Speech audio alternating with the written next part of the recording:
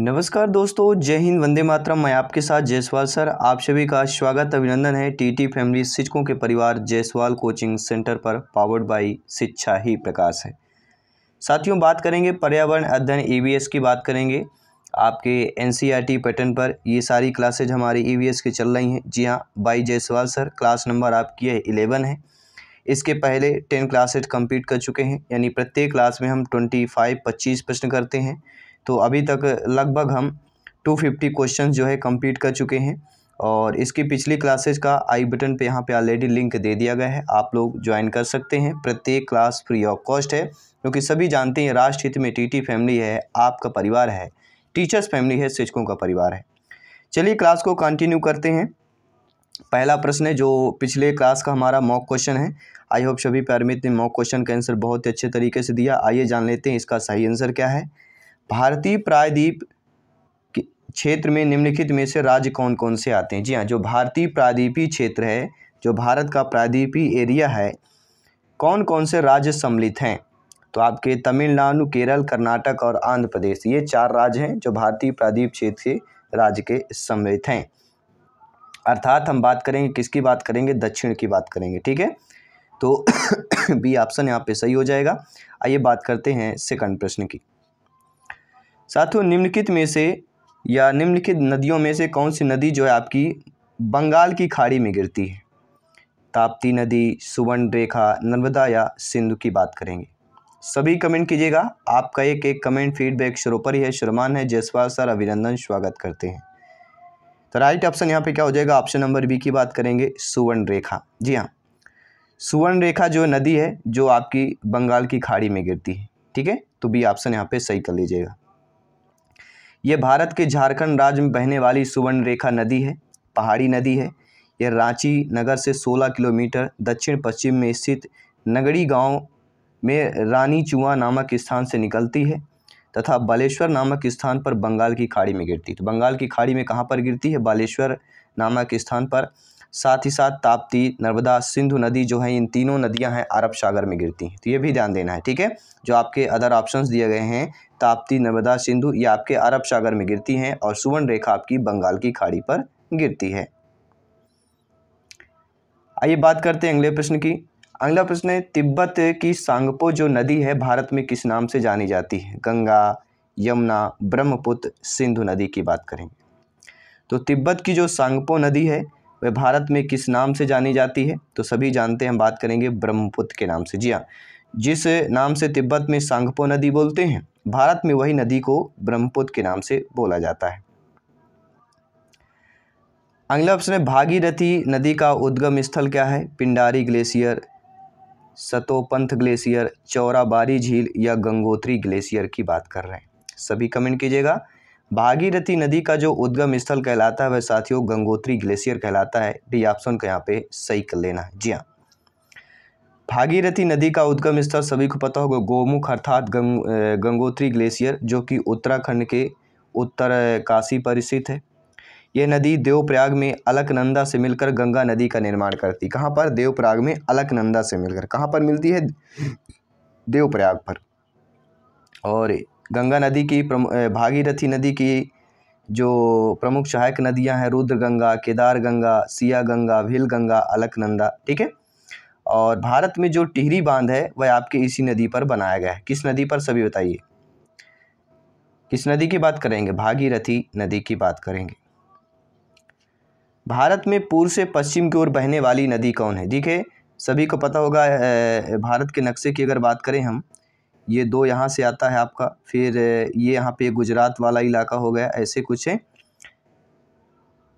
तो ये जो भारत के नक्शा है, यहाँ पे पूर्व से पश्चिम की ओर, यानी यहाँ से यहाँ पूर्व से पश्चिम की ओर बहने वाली, पूर्व दिशा आपका ये कहलाता है, पश्चिम ये कहलाता है, उत्तर ऊपर कहलाता है, दक्षिण नीचे कहलाता है। तो पूर्व से पश्चिम की ओर अर्थात असम राज्य से लेके मध्य प्रदेश होते हुए गुजरात की ओर बहने वाली जो नदी है वह बताइएगा। तो पूर्व से पश्चिम की ओर बहने वाली जो सबसे लंबी नदी है वह आपकी नर्मदा नदी है। भारत में पूर्व से पश्चिम की ओर बहने वाली सबसे लंबी नदी नर्मदा है। इसकी लंबाई लगभग 1312 किलोमीटर के आसपास है। यह नदी भ्रंश नदी अर्थात रिफ्ट रिवर का एक उदाहरण है।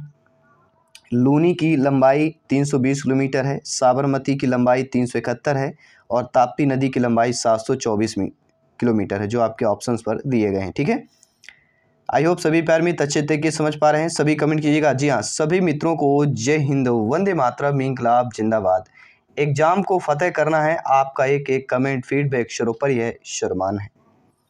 साथियों, भारत की सबसे लंबी नदी कौन है? जी हाँ, भारत की ब्रह्मपुत्र है, गंगा है, गोदावरी है, कृष्णा है।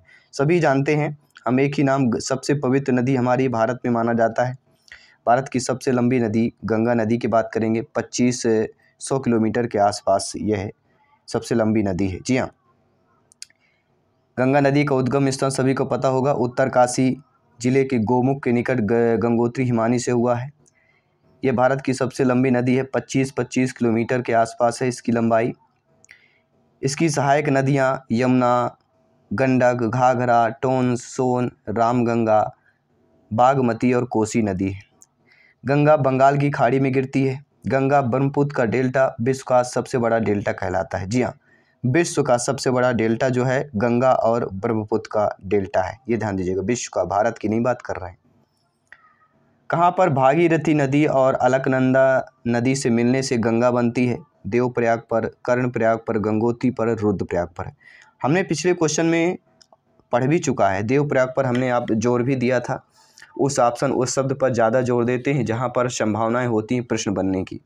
तो भागीरथी और अलकनंदा, ठीक है, इन दोनों नदियों के मिलने से गंगा बनती है, उसे देवप्रयाग कहा जाता है। वही स्थान आपका देवप्रयाग है, पहला ऑप्शन सही कर लीजिएगा।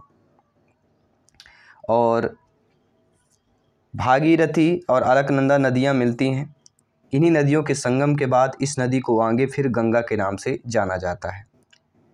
और मान्यता यह है कि देव शर्मा नामक एक तपस्वी ने कड़ी तपस्या की थी, जिसके नाम पर इस स्थान का नाम देवप्रयाग पड़ा। रुद्रप्रयाग में मंदाकिनी नदी अलकनंदा पे मिलती है। जी हाँ, रुद्रप्रयाग में कौन नदी मिलती है? मंदाकिनी नदी जो है अलकनंदा पे मिलती है, रुद्रप्रयाग पर। और कर्णप्रयाग पर पिंडार नदी अलकनंदा में मिलती है। तो रुद्रप्रयाग, कर्णप्रयाग, ठीक है, जो आपके ऑप्शंस पे दिए गए हैं, देवप्रयाग, कर्णप्रयाग, रुद्रप्रयाग, गंगोत्री, ग्लेशियर, ये सारे ऑप्शंस की हम बात कर रहे हैं। क्योंकि एग्जामिनर हो सकता है किसी भी ऑप्शंस को उठाकर प्रश्न बना सकता है, इसलिए हम सारे ऑप्शंस को लेते हैं, सारे प्रश्न को डिक्लेयर करते हैं, पूरा तोड़ते हैं, मरोड़ते हैं, एनसीईआरटी का निचोड़ लेकर आते हैं। साथियों, भारत में सबसे बड़ी प्रायद्वीपीय नदी कौन सी है? कृष्णा है, गोदावरी है, कावेरी है, महानदी। प्रायद्वीपीय राज्यों की हमने बात किया था, जो दक्षिण इलाका है आपका, ठीक है। तो भारत में सबसे बड़ी जो है प्रायद्वीपीय नदी यहाँ पे पूछा जा रहा है, तो वह आपका हो जाएगा गोदावरी। जी हाँ, प्रायद्वीपीय भारत की सबसे बड़ी नदी गोदावरी नदी है। यह महाराष्ट्र के नासिक जनपद के त्रयंबकेश्वर नामक स्थान से निकलती है। इस नदी की लंबाई 1465 किलोमीटर के आसपास है। यह आंध्र प्रदेश के आलमपुर के निकट बंगाल की खाड़ी में जाकर गिर जाती है।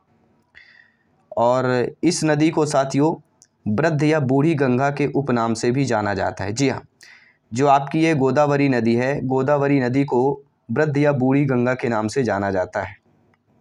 प्रायद्वीपीय भारत की नदियों की लंबाई, पहले आता है गोदावरी, इसके बाद कृष्णा, इसके बाद नर्मदा, चौथे में आता है महानदी और पाँचवें में कावेरी आता है। सबसे यहाँ पे गोदावरी की बात करेंगे। और भारत की सबसे बड़ी दूसरी नदी भी आपकी गोदावरी है।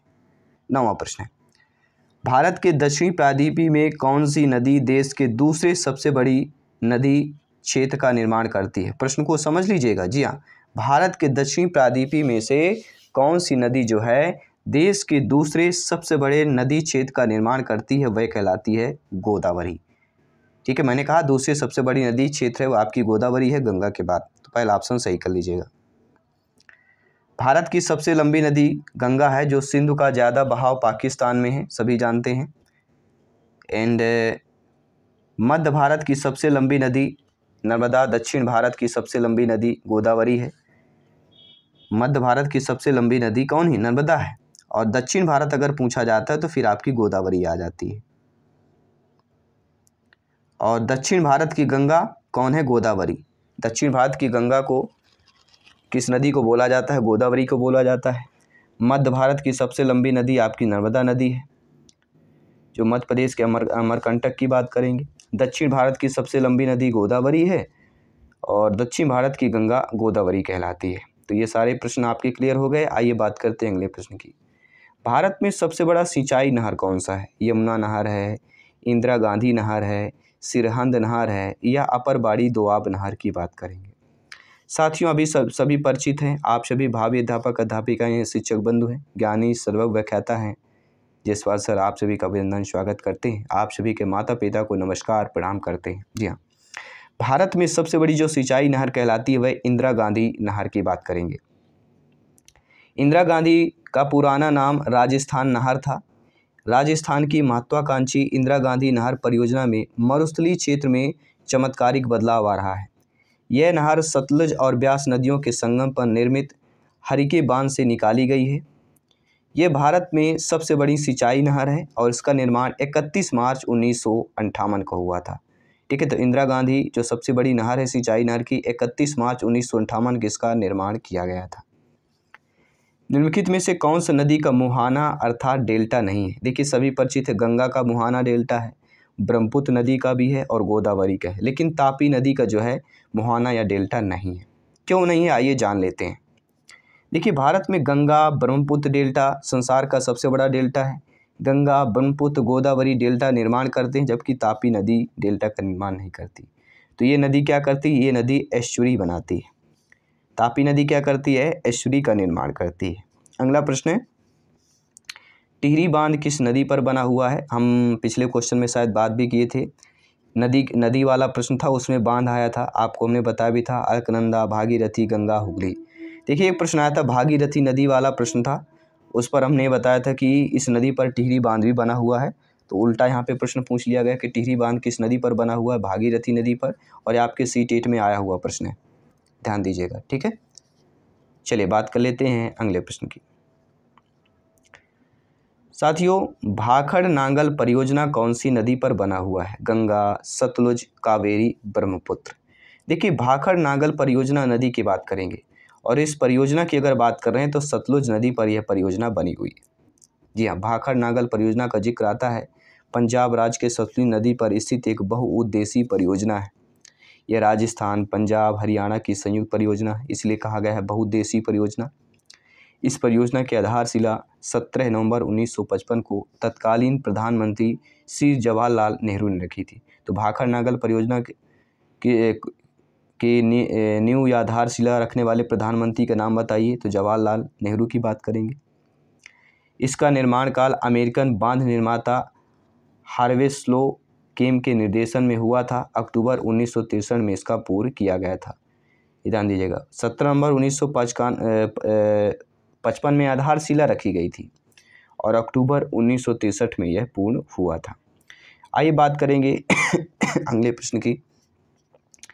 रेगिस्तानी ओक से संबंधित ये आपका प्रश्न है। स्वास्थ्य थोड़ा सा गिरा हुआ है, ख़राब है, फिर भी क्लास कंटिन्यू करते हैं क्योंकि आप लोगों का प्यार इसलिए मिलता है, एनर्जी अपने आप ही मिल जाती है क्लास करने के लिए। ठीक है, जब भी क्लास करते हैं अपने आप तबीयत हमारी ठीक हो जाती है, जैसे ही क्लास को एंडिंग करते हैं तबीयत थोड़ा बहुत ठीक है। चलिए बात करेंगे अगले प्रश्न की। क्योंकि शिक्षा ही प्रकाश है और शिक्षा की इतनी ताकत होती है कि अपने आप एनर्जी दोगुनी चारगुनी हो जाती है, इसीलिए कहते हैं शिक्षा ही प्रकाश है। रेगिस्तानी ओक के बारे में कथनों का अध्ययन यहाँ पे आप लोगों को करना है। रेगिस्तानी ओक एक वृक्ष है जिसकी ऊंचाई हमारी कक्षा के कमरे के लगभग बराबर अर्थात 4 मीटर होती है। इस वृक्ष की जड़ें नीचे वृक्ष की ऊंचाई के लगभग 30 गुनी गहराई तक जमीन के भीतर होती हैं, जब तक कि पानी इस तक न पहुँच जाए। यह हम ऑप्शन नंबर C की बात करेंगे। इस वृक्ष के तने में पानी एकत्रित होता है। यह वृक्ष आबू धाबी में पाया जाता है। इनमें से कौन सा कथन सही है? नीचे आपका कोट दिया गया है। देखिए रेगिस्तानी ओक एक वृक्ष है जिसकी ऊंचाई, हमारा पहला ऑप्शन तो बिल्कुल सही दिया गया है हमारा। इस वृक्ष की जड़ें इतनी 30 गुनी गहराई तक जाती हैं जब तक पानी नहीं मिल जाता, ये भी सही दिया गया है। तो A भी हमारा ऑप्शन से दिया गया है, बिल्कुल सही दिया गया है। ठीक है, और यह दिया गया कि इस वृक्ष के तने पे पानी एकत्रित होता है, तो ऐसा कुछ नहीं है। इस वृक्ष पर तने पर पानी आपको एकत्रित नहीं होता है रेगिस्तानी ओक की अगर बात करें। और यहाँ पे D ऑप्शन दिया गया कि यह वृक्ष आबू धाबी में पाया जाता है। इसमें से कौन सा कथन सही है? देखिए हम पूरी जानकारी आपको बता देते हैं। रेगिस्तानी ओक ऑस्ट्रेलिया में पाया जाता है। इस पेड़ की बहुत जो जड़ें होती बहुत गहरी होती हैं, 30 गुनी होती, जैसे हमने बात किया 4 मीटर के आसपास। परंतु 4 मीटर की बात कौन सा ऑप्शन कह रहा है? ठीक है, हमारी कक्षा के लगभग यहाँ पे दिया गया 4 मीटर हो, एक वृक्ष जिसकी ऊंचाई यहाँ पे दिया गया, ऊंचाई 4 मीटर होती है और अपने वृक्ष की ऊंचाई से 30 गुनी इसकी जड़ें होती हैं, ये बताया गया है। और पत्तियाँ बहुत कम होती हैं। इस तने में पानी जमा रहता है। जब इस वृक्ष में पानी की कमी होती तब यहाँ के निवासी तने के अंदर पतला पाइप डालकर पानी निकाल लेते हैं। तो यहाँ पर जो प्रश्न दिया गया है सी वाला, इस वृक्ष में तने में पानी एकत्रित होता है, बिल्कुल सही बात है। ए बी सी वाला हमारा ऑप्शन सही हो जाएगा। जो यहाँ पे दिया गया है डी वाला हमारा ऑप्शन सही हो जाएगा। आइए बात करेंगे अगले प्रश्न की। निम्नलिखित में से कौन सी प्राकृतिक वनस्पति मरुस्थलीय प्रदेशों में पाई जाती है? महोगनी, कैक्टस, फर या चंदन की बात करेंगे। देखिए प्राकृतिक वनस्पति मरुस्थलीय प्रदेश, जब भी मरुस्थल का नाम आ जाता है हमारा कैक्टस पेड़ का जिक्र आ ही जाता है। जी हाँ, कैक्टस मरुस्थलीय प्रदेशों में पाई जाने वाली एक प्राकृतिक वनस्पति है। यह सपुष्पक वनस्पतियों का एक जीव वैज्ञानिक कुल है जो अपने मोटे फूल एवं तनों से पानी बटोरकर शुष्क व रेगिस्तानी परिस्थितियों में जीवित रहता है। इनके जो पत्ते होते हैं कांटों के रूप में परिवर्तित हो जाते हैं ताकि वाष्पोत्सर्जन की दर जो है कम हो सके, यानी कि जल का जो अवशोषण है वह कम रूप में हो। अगला प्रश्न है, निम्नलिखित में से कौन सा सदाबहार पेड़ नहीं है? देखिए नीम हो गया, इमली हो गया, बबूल, ये तीनों सदाबहार पेड़ होते हैं, लेकिन शहतूत सदाबहार पेड़ नहीं है। देखिए सदाबहार पेड़ कौन होते हैं? सदाबहार पौधे ऐसे पौधे होते हैं, ऐसे वृक्षों को कहा जाता है जिन पर हर मौसम में पत्ते होते हैं। यह उन वृक्षों से अलग है जो आमतौर पर शरद ऋतु में अपने पत्ते खो देता है, वह आपका शहतूत है। बाकी नीम, इमली, बबूल ये सदाबहार पेड़ कहलाते हैं, हमेशा इन पर पत्ते बने रहते हैं। अगला प्रश्न स्क्रीन पर है, सभी कमेंट कीजिएगा, फीडबैक कीजिएगा। आपका एक एक सपोर्ट यहाँ पे 4 गुना, 6 गुना, 10 गुना एनर्जी हमें दे देता है। जी हाँ, अगला प्रश्न है, रेगिस्तानी ओक एक पेड़ का नाम है जिसकी जड़ें गहराई तक जमीन के भीतर जाती हैं जब तक कि पानी तक न पहुंच जाए। इस पेड़ की जड़ों की गहराई इस पेड़ की ऊंचाई से लगभग 30 गुनी होती है। यह पेड़ पाया जाता है, हम बात पिछले क्वेश्चन पे कर चुके हैं, रेगिस्तानी ओक का जिक्र आता है, ऑस्ट्रेलिया का जिक्र आ जाता है। ठीक है, इसकी ऊंचाई लगभग पेड़ की 4 मीटर होती है। इस वृक्ष की जड़ें वृक्ष की ऊंचाई से 30 गुना गहराई तक जाती हैं जब तक कि पानी तक पहुंच न जाए, और इस वृक्ष के तने में पानी एकत्रित होता है, ये भी आपको ध्यान देना है। अगला प्रश्न, निम्नलिखित में से भारत में कौन सा क्षेत्र उष्णकटिबंधीय सदाबहार वन से ढका हुआ है? गुजरात का अर्धशुष्क क्षेत्र, पूर्वी घाट, पश्चिमी घाट या मध्य प्रदेश की बात करेंगे। देखिए भारत में ऐसा क्षेत्र जो उष्णकटिबंधीय सदाबहार वन से ढका हुआ है वह आपका पश्चिमी घाट हो जाएगा। सी वाला ऑप्शन सही कर लीजिएगा। ठीक है, भारत में उष्णकटिबंधीय सदाबहार वन अर्थात 200 सेंटीमीटर से अधिक वर्षा वाले क्षेत्रों में पाया जाता है। पश्चिमी घाट, शिलांग पठार, अंडमान निकोबार द्वीप समूह, लक्षद्वीप, ठीक है, और उत्तरी में आपके सह्याद्री प्रदेश में इन वनों में सोलास वन के नाम से जाना जाता है। ठीक है, तो उत्तरी सह्याद्री प्रदेश में इन वनों को किस नाम से जाना जाता है? आपको उष्णकटिबंधीय सदाबहार वन को सोलास वन के नाम से जाना जाता है। कटीली झाड़ियाँ पाई जाती हैं गर्म तथा अर्ध विषुवतीय जलवायु में, गर्म तथा शुष्क मरुस्थलीय क्षेत्रों में, शीतल ठंडे ध्रुवीय जलवायु में, या इनमें से कोई नहीं। आप सभी परिचित हैं, कटीली झाड़ियाँ जो पाई जाती हैं वह गर्म तथा शुष्क मरुस्थलीय जलवायु में पाई जाती हैं। कटीली झाड़ियाँ कांटेनुमा मछली होते हैं ताकि वाष्पोत्सर्जन कम हो सके, ज़्यादा से ज़्यादा पौधे जो है पानी एब्जर्व करें, ठीक है, पानी की बचत कर सकें। निम्नलिखित में से किस राज्य में मैंग्रोव वन का सबसे अधिक क्षेत्र है? राजस्थान, उत्तर प्रदेश, सिक्किम, पश्चिम बंगाल। देखिए जब भी मैंग्रोव वन का जिक्र होता है तो आपका पश्चिम बंगाल का नाम सर्वोपरि आ जाता है। जी हाँ साथियों, मैंग्रोव वन उष्णकटिबंधीय, उपोष्णकटिबंधीय प्रदेशों में समुद्र तटीय, पश्च जल, मुहाने, छरी दलदल व दलदली के मैदान के विशिष्ट परिस्थितिकी वाले क्षार सहवानिकी क्षेत्र है। ये बड़ी तादाद में पौधे और जीव जंतुओं को ऐसी प्रजातियों का संग्रहण क्षेत्र कहलाता है जिसमें क्षार सहन करने की उल्लेखनीय क्षमता होती है। क्योंकि ये समुद्री इलाके में होती हैं, समुद्री जल की उर्वरता ये बढ़ाते हैं, और भारत में मैंग्रोव वनस्पति विश्व का लगभग 5% भारत में है।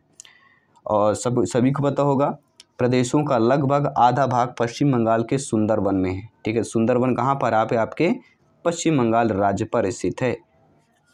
भारत के किस राज्य में सर्वाधिक वन की बात कर रहे हैं? उत्तराखंड, मध्य प्रदेश, केरल, उत्तर प्रदेश। वैसे आपको नाम को पता होगा, उत्तराखंड, उत्तर प्रदेश में अत्यधिक जंगल पहाड़ दिखते होंगे, लेकिन भारत में अगर सर्वाधिक वनों की बात करेंगे तो मध्य प्रदेश भारत का जो दिल कहे जाने वाला राज्य है, जिसके हम निवासी हैं, आप निवासी हैं, गर्व करना चाहिए। ऑप्शन नंबर बी की बात करेंगे। ISFR 2015 के अनुसार सर्वाधिक वन क्षेत्र वाला राज्य मध्य प्रदेश, जहाँ कुल वनाच्छादित क्षेत्र 77,462 वर्ग किलोमीटर है, जो देश का 11% के आसपास कहा जाता है। और दूसरे नंबर पर अरुणाचल प्रदेश, तीसरे पर छत्तीसगढ़ और चौथे स्थान पर महाराष्ट्र का नाम आ जाता है।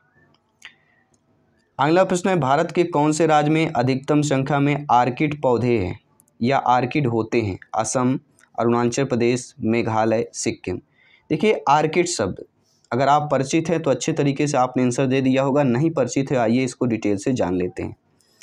सिक्किम राज्य की बात करेंगे। आर्किड पौधा, आर्किड क्या है? एक पौधे का कुल जिसके सदस्यों की पुष्प अत्यंत सुंदर और क्या होती है? सुगंध युक्त होते हैं। आर्किडों की लगभग 450 प्रजातियां, 15,000 जातियां हैं। भारतवर्ष में आर्किड पहाड़ी देशों में जैसे आपके हिमालय, खासी, जयंती पर्वत, कीडे कैनाल तथा नीलगिरी पर्वत पर होते हैं, और ये बहुतायत में सिक्किम राज्य पर आपके पाए जाते हैं। ठीक है, और चलिए अब आज एक नए चैप्टर का यहाँ पे शुरुआत हो रही है, उग्र हो रहा है, वह आपका ऊर्जा एवं संसाधन का चैप्टर शुरुआत करेंगे। 2-3 प्रश्न करेंगे क्योंकि हम डेली 25 प्रश्न करते हैं, इसलिए ऊर्जा संसाधन के चैप्टर की शुरुआत कर रहे हैं, जिनमें से आपका अगला प्रश्न है, LPG के संदर्भ में कौन सा कथन जो है सत्य नहीं दिया गया? LPG यह एक स्वच्छ ईंधन है, बिल्कुल सही बात है। यह उच्च ऊष्मीय मान का है, बिल्कुल सही बात है। यह नीले ज्वाला से जलने वाला है, बिल्कुल सही बात है। यह मीथेन का उत्सर्जन करने वाला है। तो LPG जो है हमारा सत्य कथन डी ऑप्शन नहीं दिया गया कि यह मीथेन का उत्सर्जन करने वाला है। देखिए, लिक्विड पेट्रोलियम गैस इसका पूरा नाम है, ये एक प्राकृतिक गैस है। यह मुख्यतः प्रोपेन, ब्यूटेन, हाइड्रोकार्बनों का एक मिश्रण होता है। इन्हीं हाइड्रोकार्बनों गैसों को द्रवीभूत कर सिलेंडर में भरकर घरों के रसोई गैस के रूप में प्रयुक्त किया जाता है। यह एक स्वच्छ ईंधन है जो गंध रहित होता है, अतः इसके रिसाव का पता लगाने के लिए एथिल मरकेप्टेन, प्रश्न आ सकता है कि LPG के रिसाव के लिए रिसाव का पता लगाने के लिए कौन सा पदार्थ मिलाया जाता है? तो एथिल मरकेप्टेन नामक पदार्थ मिलाया दिया जाता है, जिससे आपकी स्मेल आती है, महक आती है। ठीक है, और उच्चतम ऊष्मीय मान यहाँ पे दिया गया है kg, 55,000 ऊष्मीय मान यहाँ पे रखती है, और नीले ज्वाला के साथ जलता है, और ये सबसे गर्म भाग भी होता है जो नीले ज्वाला से जलता है। आइए बात करेंगे अगले प्रश्न की।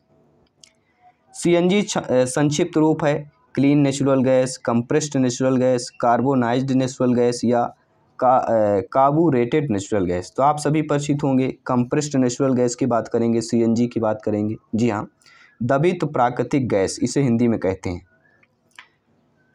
इसका प्रयोग वाहनों में ईंधन के रूप में किया जाता है, इससे वायु प्रदूषण नहीं होता है, और वास्तव में CNG प्राकृतिक रूप से पाए जाने वाला एक ज्वलनशील गैस को अत्यधिक दबाव के अंदर रखने से बने एक तरल पदार्थ को कहते हैं। इस गैस को वाहनों में प्रयोग करने के लिए 200 से 250 किलोग्राम अर्थात वर्ग सेंटीमीटर तक इसे दबाया जाता है, और CNG में मीथेन गैस सर्वाधिक मात्रा में आपकी पाई जाती है। आइए बात करेंगे अगले प्रश्न की। LPG किसका संक्षिप्त रूप है? सभी परिचित होंगे, लिक्विफाइड पेट्रोलियम गैस का संक्षिप्त रूप है। सी ऑप्शन सही कर लीजिए। क्लोरोफ्लोरोकार्बन CFC के स्थान पर क्रम से अधिकाधिक प्रयुक्त होने लगा है आपका। LPG की बात करेंगे, और आइए जान लेते हैं आज के लिए मुख्य क्वेश्चन है आप सभी के लिए क्या है। निम्नलिखित में से कौन सा पदार्थ बायोगैस संयंत्र में प्रयोग नहीं होता है? पशुमल, खनिज तेल, जैव कचरा, मानव मल। इन चार में से बताइएगा कौन सा बायोगैस संयंत्र में प्रयोग नहीं होता है। और इस क्लास में आपका फीडबैक क्या है नीचे कमेंट बॉक्स में अवश्य बताइएगा। मैं आपके सभी का कमेंट का इंतजार करता हूं, वेट करता हूं, वेलकम करता हूं, अभिनंदन करता हूं। सभी मित्रों को जय हिंद, वंदे मातरम, धन्यवाद सभी का। जल्द मिलते हैं आपकी अगली क्लास पर। जय हिंद साथियों।